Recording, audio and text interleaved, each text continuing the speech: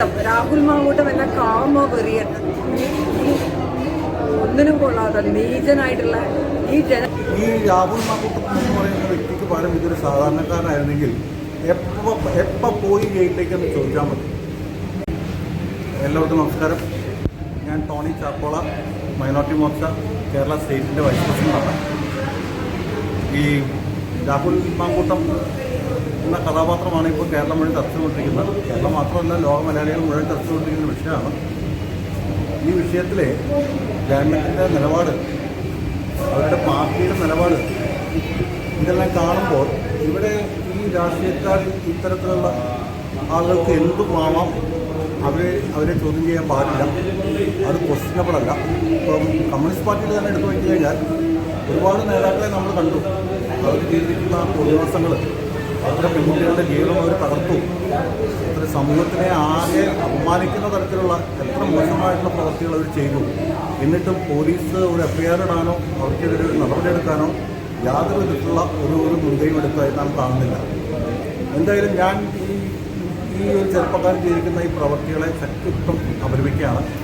Police അതിനെതിരെ നടപടിയെടുക്കണം. കേവലം ഒരു യൂത്ത് കോൺഗ്രസ് പ്രസിഡന്റ് സ്ഥാനം രാജിവെച്ചുകൊണ്ട് ആ ക്രൈം ഇല്ലാതെയാവാൻ പറ്റും. ക്രൈം അവിടെ നിലനിൽക്കുകയാണ്. 2-3 കുട്ടികൾ ഓൾറെഡി പുറത്ത് വന്ന് അവരുടെ അനുഭവങ്ങൾ വിളിച്ച് പറയുകയുണ്ടായി. ഇനിയും പലരും പറയാൻ തയ്യാറായി മുന്നോട്ട് വരുന്നുണ്ടെന്നാണ് ഞാൻ മനസ്സിലാക്കുന്നത്. അതുപോലെ ഷാഫി പറമ്പിലും അതിനോട് ഒരു സംരക്ഷണം കൊടുക്കുന്നൊരു നിലപാടെടുക്കുന്നുണ്ട്. അത് ശരിയല്ല. അതിനെ സമൂഹം എങ്ങനെ വിലയിരുത്തുന്നുണ്ട് ഷാഫി പറമ്പിലും മനസ്സിലാക്കണം.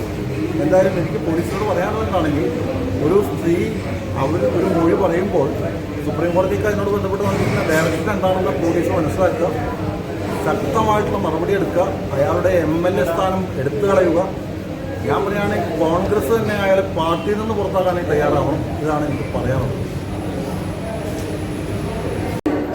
പാലക്കാട് MLA രാഹുൽ മാങ്കൂട്ടം, നമുക്കറിയാം, അദ്ദേഹം വെറും ഒരു രാഷ്ട്രീയ പ്രവർത്തനമോ പൊതുപ്രവർത്തനമോ മാത്രമല്ല, അദ്ദേഹം ഒരു ജനപ്രതിനിധിയുടെയാണ്.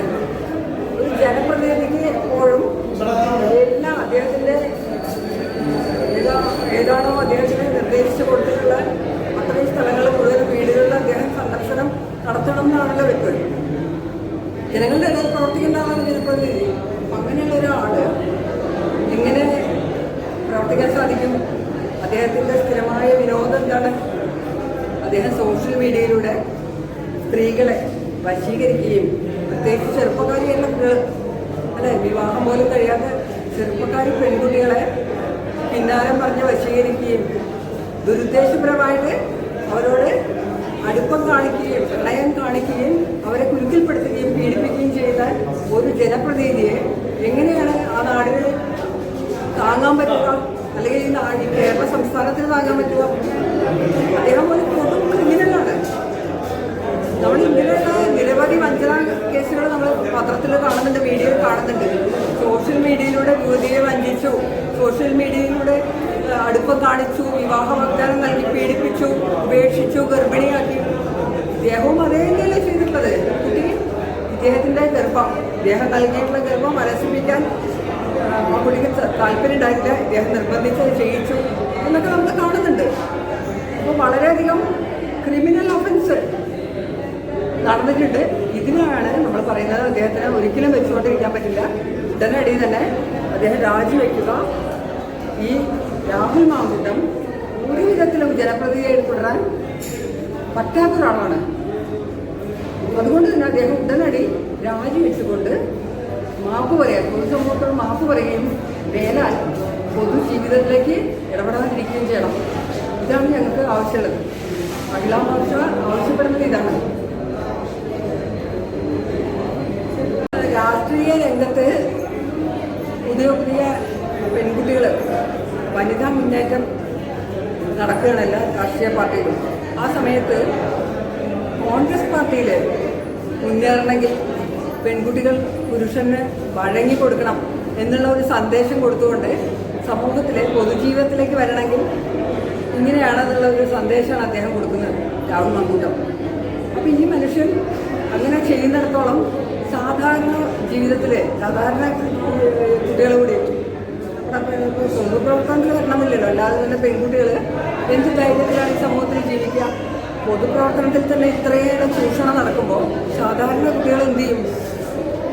ഇങ്ങനെ പെൺകുട്ടികളെ ഇത്ര നീചമായിട്ട് ഉപയോഗിക്കുകയും പിന്നീട് വലിച്ചെറിയുകയും ചെയ്യുന്ന ഒരു പ്രവണത, ആ പ്രവണതയെ ഒരു മോഡലായിട്ട് ഇദ്ദേഹം നിൽക്കുകയാണ്, രാഹുൽ മാങ്കൂട്ടം. അങ്ങനെയുള്ള ഒരാളെ ഒരിക്കലും പ്രോത്സാഹിപ്പിക്കാൻ കേരളത്തിലെ വനിതകൾക്ക് സാധിക്കില്ല. ഇയാൾ ഉടനെ തന്നെ ഇവിടെ പൊക്കോളം എന്നുള്ളതാണ്. നമ്മുടെ പൊതുജീവിതത്തിൽ നിന്ന് മാറി നിൽക്കണം. അദ്ദേഹം പൊതുജീവിതത്തിൽ വരാനേ പാടില്ലാത്ത ആളാണ്.